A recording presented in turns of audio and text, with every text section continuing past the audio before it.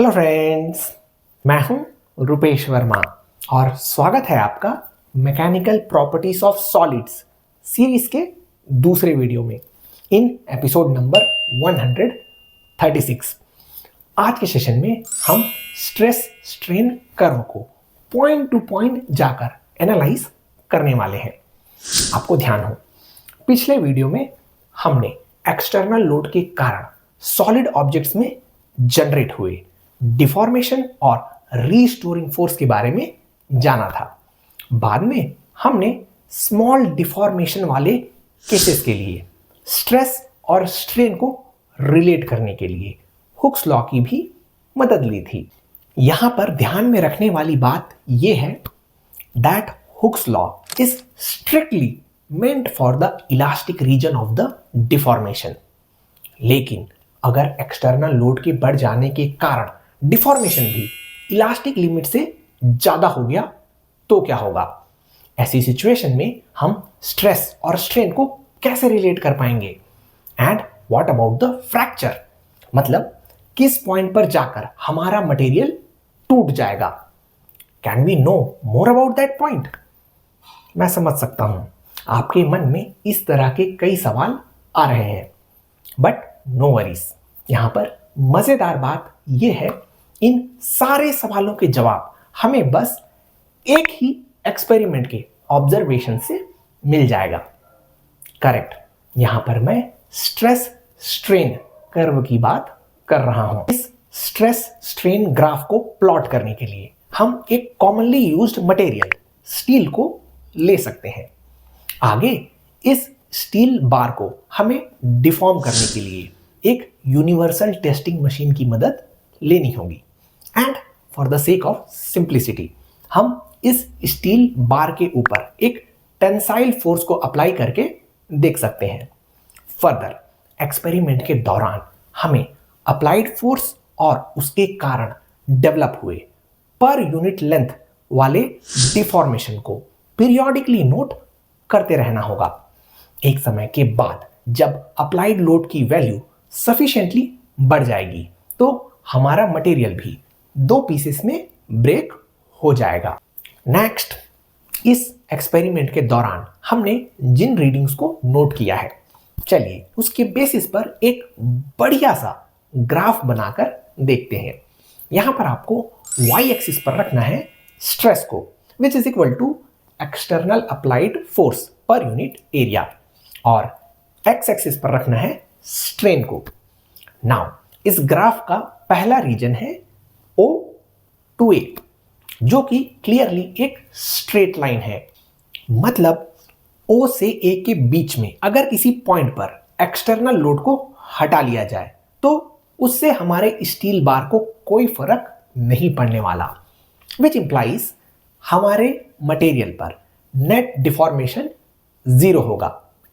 Correct, और इसलिए O से A के बीच के रीजन को इलास्टिक लिमिट के अंदर प्रोपोर्शनल रिलेशनशिप वाला रीजन कहा जाता है, जहां पर आप हुक्स लॉ को कन्वीनियंटली अप्लाई कर सकते हो। अब आपको समझ में आ रहा होगा, इस दुनिया का कोई भी मटेरियल या ऑब्जेक्ट सिर्फ एक सर्टेन लिमिट तक ही इलास्टिक रह सकता है और हमें इसी लिमिट को ही यूटिलाइज करके अपना heavy weight engineering structure design करना होता है। We will talk about that more in detail but letter.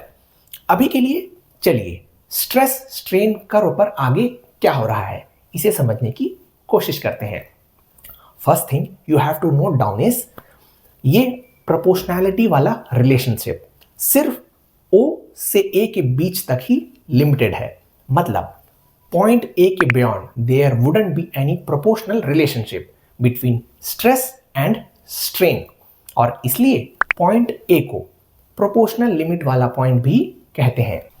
Next, steel specimen के लिए ड्रॉ किए गए इस स्ट्रेस स्ट्रेन कर्व का region number 2 is from A to B, जहां पर स्ट्रेस और स्ट्रेन के बीच कोई प्रोपोर्शनल रिलेशनशिप नहीं होता। लेकिन आपको पता है, भले ही यहां पर स्ट्रेस और स्ट्रेन आपस में प्रोपोर्शनल ना हो, फिर भी अगर ए और बी के बीच किसी भी पॉइंट पर अगर एक्सटर्नल लोड को हटा लिया जाए तो भी हमारा मटेरियल अपने ओरिजिनल स्टेट पर वापस आ जाता है। How exactly? That is very interesting to know, है ना दोस्तों? ऐसा इसलिए हो रहा है क्योंकि अभी भी हमारा मटेरियल अपने इलास्टिक रीजन से बाहर नहीं गया है। It is only after point B, जहां से आगे लोड अप्लाई करने पर हमारे मटेरियल के ऊपर परमानेंट डिफॉर्मेशन होने लगता है and therefore very aptly point B को यील्ड पॉइंट भी कहते हैं। इस पॉइंट को आप मटेरियल के इलास्टिक लिमिट वाला पॉइंट कंसीडर करके चल सकते हो, because after this there is no coming back. एक और बात आपको नोट कर लेनी चाहिए, यील्ड पॉइंट पर स्ट्रेस की जो वैल्यू होती है उसे मटेरियल का यील्ड स्ट्रेंथ कहा जाता है। एंड यू नो, किसी भी मटेरियल के लिए अगर एक्सटर्नल लोड की वैल्यू यील्ड स्ट्रेंथ से ज़्यादा हो गई तो उस मटेरियल में प्लास्टिक डिफॉर्मेशन होने लगेगा। और इसलिए हमें अपने इंजीनियरिंग डिज़ाइंस में ऐसे मटेरियल्स का इस्तेमाल किया जाना चाहिए जिनका yield point maximum external applied load से भी ज़्यादा हो। लेकिन अगर इस एक्सटर्नल लोड की वैल्यू यील्ड पॉइंट से ज़्यादा हो गई तो क्या होगा? इसे समझने के लिए चलिए एक बार फिर से उसी स्ट्रेस स्ट्रेन कर्व की ओर रुख करते हैं। आपको पता है, जैसे ही हम यील्ड पॉइंट के बियॉन्ड लोड को थोड़ा ही बढ़ाते हैं तो उससे हमारे मटेरियल का डिफॉर्मेशन मतलब स्ट्रेन बहुत ही ड्रास्टिकली बढ़ जाता है। इस स्ट्रेस स्ट्रेन कर्व के पॉइंट बी से डी के बीच के रीजन को आप ध्यान से देखिए। वाई एक्सिस में स्ट्रेस की वैल्यू थोड़ी ही बढ़ी है, लेकिन उसके अगेंस्ट एक्स एक्सिस में स्ट्रेन की वैल्यू बहुत ही ज़्यादा बढ़ चुकी है कि नहीं? मोर सो, अगर हमने इस पॉइंट बी और डी के बीच में लेट्स से एट सी हमने लोड को हटा लिया तो भी हमारा मटेरियल अपने ओरिजिनल स्टेट को रीगेन नहीं कर पाएगा। भले ही स्ट्रेस की वैल्यू ज़ीरो हो जाए, उसके बावजूद स्ट्रेन की वैल्यू ज़ीरो नहीं होने वाली। You have to remember this. इस सिचुएशन में ये कहा जाता है the material is having a permanent set. एक बार फिर से सुनिए, इस परमानेंट डिफॉर्मेशन वाली सिचुएशन में यह कहा जाता है the material is having a permanent set.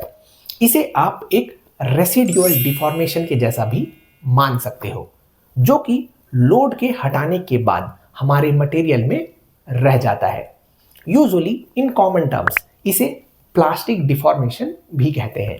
For example, अगर आपने एक एल्युमिनियम रॉड को उसके इलास्टिक लिमिट से थोड़ा ज़्यादा स्ट्रेच कर दिया तो लोड को हटाने के बाद भी वो रॉड अपने ओरिजिनल लेंथ पर वापस नहीं आ पाएगा। आप देखोगे उस एल्युमिनियम रॉड के बाद थोड़ा सा एक्स्ट्रा लेंथ रह जाएगा, जिसे ही परमानेंट सेट कहते हैं। और इस परमानेंट सेट की वैल्यू को आप अगेन उसी स्ट्रेस स्ट्रेन ग्राफ की मदद से एस्टिमेट कर सकते हो। फिर आता है हमारे स्ट्रेस स्ट्रेन ग्राफ का हाईएस्ट पॉइंट। करेक्ट, इसे अल्टीमेट टेंसाइल स्ट्रेंथ भी कहा जाता है। द इंटरेस्टिंग थिंग इस अल्टीमेट टेंसाइल स्ट्रेंथ वाले पॉइंट के बियॉन्ड अगर एक्सटर्नल अप्लाइड लोड की वैल्यू थोड़ी कम भी कर दी जाए तो भी हमारे मटेरियल में होने वाला डिफॉर्मेशन कम नहीं होने वाला। और पॉइंट ई पर जाकर क्या होने वाला है यू ऑलरेडी नो। जी हाँ, यहां पर हमारा मटेरियल दो टुकड़ों में बढ़ जाएगा और इसलिए पॉइंट ई को फ्रैक्चर पॉइंट भी कहते हैं। Now depending on the length of the curve between point D and E हमें कुछ इंटरेस्टिंग रिजल्ट्स देखने को मिलते हैं। जैसे अगर अल्टीमेट स्ट्रेंथ पॉइंट डी और फ्रैक्चर पॉइंट ई के बीच का डिस्टेंस बहुत ही कम हुआ तो ऐसे मटेरियल को ब्रिटल मटेरियल कहा जाता है। ब्रिटल मटेरियल मतलब जिन्हें बेंड करने पर वो टूटकर चूरा चूरा हो जाते हैं। For example are glass. और बिल्कुल इसका उल्टा, अगर अल्टीमेट स्ट्रेंथ पॉइंट D और फ्रैक्चर पॉइंट E के बीच का डिस्टेंस बहुत ज्यादा हुआ तो ऐसे मटेरियल को डक्टाइल मटेरियल कहा जाता है। बेसिकली डक्टाइल मटेरियल्स वो मटेरियल होते हैं जिन्हें हम बिना तोड़े बहुत ही ज्यादा एक्सटेंड तक प्लास्टिकली डिफॉर्म कर सकते हैं। सो मच सो दैट कि इन्हें बहुत ज्यादा स्ट्रेच करके पतले पतले वायर्स भी बनाए जा सकते हैं। आपको पता है इन डक्टाइल मटेरियल्स का सबसे क्लासिक एग्जांपल है हमारा फेवरेट मेटल कॉपर। इससे आपको याद आ रहा होगा हमारे इलेक्ट्रिसिटी वाले वायर्स भी कॉपर मेटल के ही बनाए जाते हैं, है कि नहीं?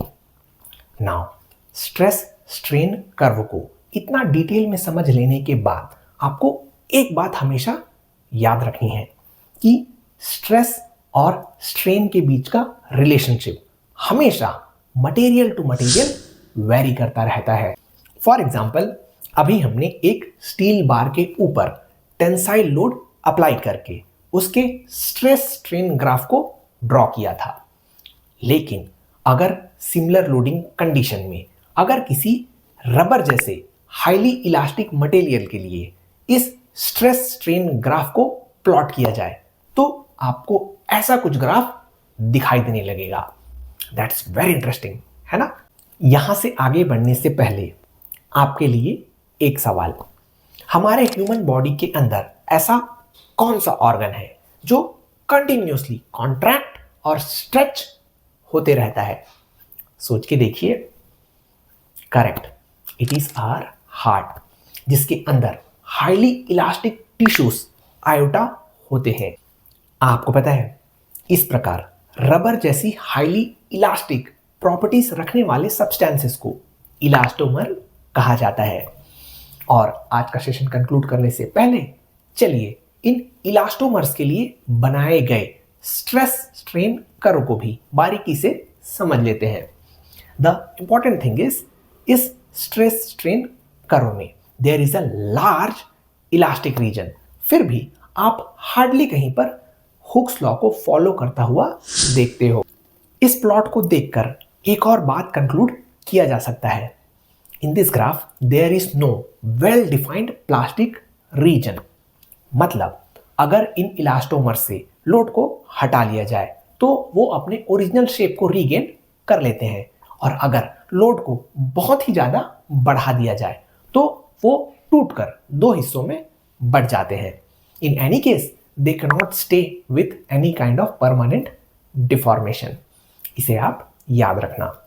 और इसी के साथ आज हमारा एपिसोड नंबर 136 भी समाप्त हो गया है। आपको आज का सेशन कैसा लगा मुझे कमेंट करके ज़रूर बताएं। एक एक्साइटिंग एपिसोड के साथ आपसे फिर मुलाकात होगी अगले हफ्ते।